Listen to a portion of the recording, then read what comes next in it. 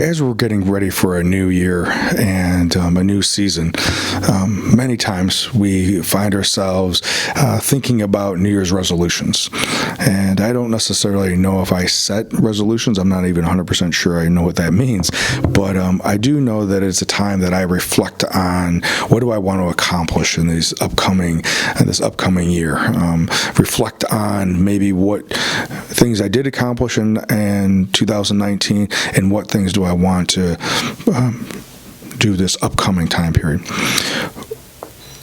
I think back to the benefits that I've had throughout my life from goal setting. I was fortunate enough to start setting goals when I was very young, and they were mostly around sports, and that I would set goals and with working out, and that led to goals first for football and wrestling and track, and then later it was for bodybuilding. And some of those goals were that I wanted to start competing when I was 15, which I did start competing in bodybuilding then, and I wanted to win a state title when I was 17, and a national title when I was 18, and a second one when I was 19, and then go into the seniors, and eventually the goal was to turn pro. Well, that didn't necessarily happen as I wanted. Some of those things did. Winning a state title at 17 and 18, winning a national title. But what I really gained from that was this idea of the benefit of setting goals.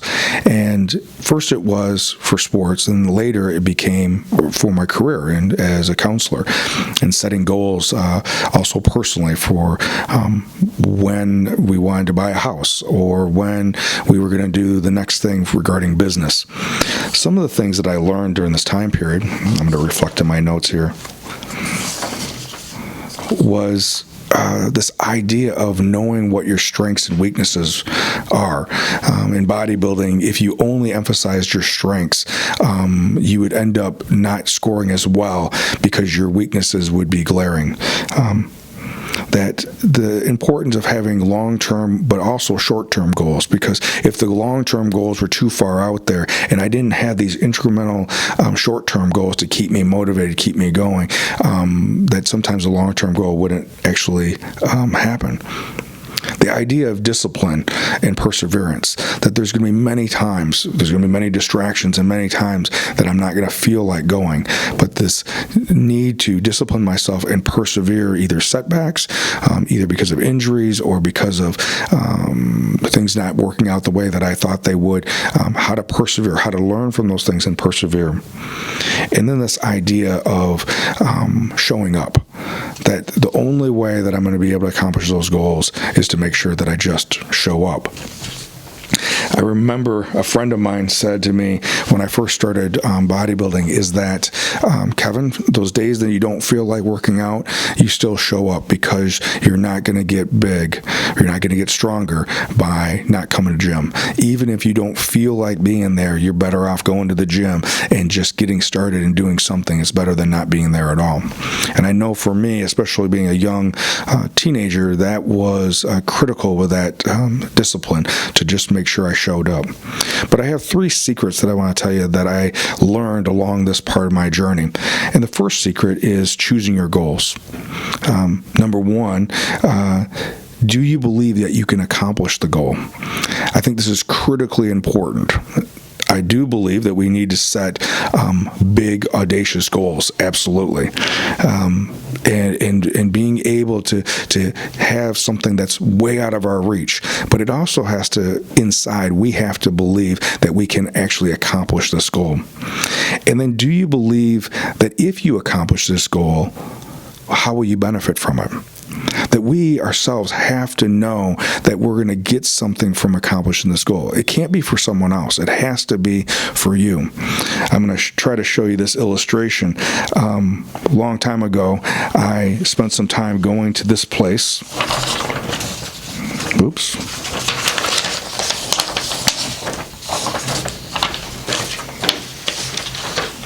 And if you can zoom in on that, that is Devil's Tower. And that is an individual who was climbing right about there.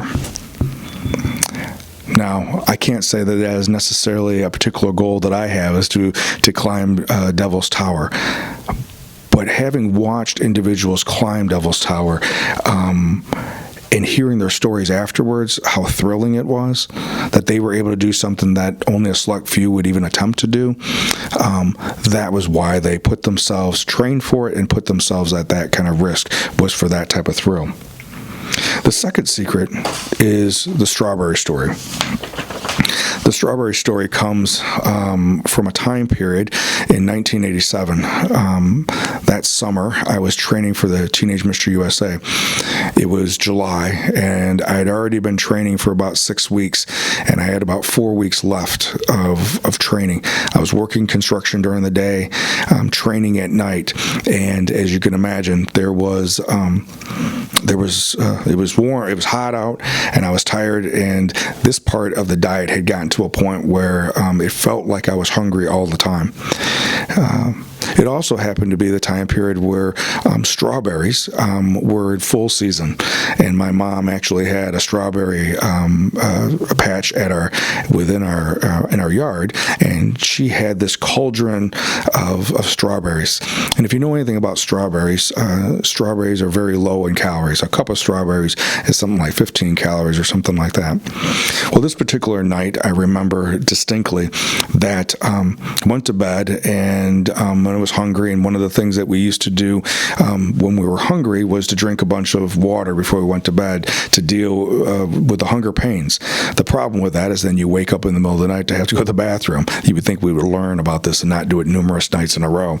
But nonetheless, woke up to go to the bathroom, and I found myself in the kitchen, which doesn't make a whole lot of sense because I knew that there was nothing I could do in the kitchen but torture myself by looking at food. So that's what I did. I go into the kitchen, I open up the refrigerator door, it's pitch black, except now that the room is now being illuminated because of the light from the refrigerator. And on top of the very top shelf is this cauldron of strawberries. Beautiful strawberries. And as I'm staring at the strawberries in the darkness, except for the light of the refrigerator, I'm calculating in my hand how I could grab a strawberry and move the other strawberries around and no one would notice. And as I was plotting this and thinking about how tasty the strawberry would be and how it would satisfy the pain that I was having in my stomach, as I was getting ready to grab that strawberry, I paused. I recognized for a moment that if I took that strawberry, that would be the reason that I would lose the national competition.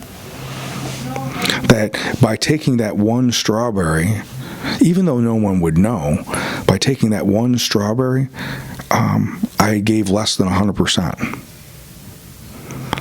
So without touching the strawberry, I shut the refrigerator door, probably slammed it, and probably pouted off to my bedroom to try to fall back to sleep.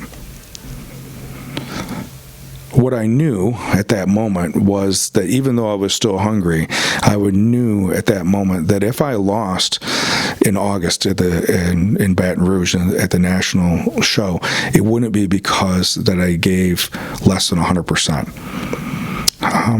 Losing, I can't stand. Regret is worse, and I wasn't going to put myself in that position. The third secret is, who do you surround yourself with? I think it's key that if you want to be better, that you need to put yourself in company of individuals that are better than you at this particular activity that you want to be better at. Choose to practice with individuals and have conversations and work with individuals that are better than you at your particular goal that you have, that they have more experience or more talent in that particular area or farther ahead or farther in their development. This will allow you not only to push yourself harder, but it will allow you to learn things that you wouldn't know. If you practice with individuals that aren't as strong as you, yeah, you may dominate them in the practice room, but you won't necessarily grow. So I think of these three secrets. One, choosing your goals. Do you believe that you can accomplish it? Do you believe that you'll benefit from it? The strawberry story. Who are you when no one's watching? And who do you surround yourself with? If you want to be the best, make sure that you surround yourself with other individuals who are striving to be the best as well. And most importantly, keeping in mind, who are you when no one's watching? That will is the true sign of a champion.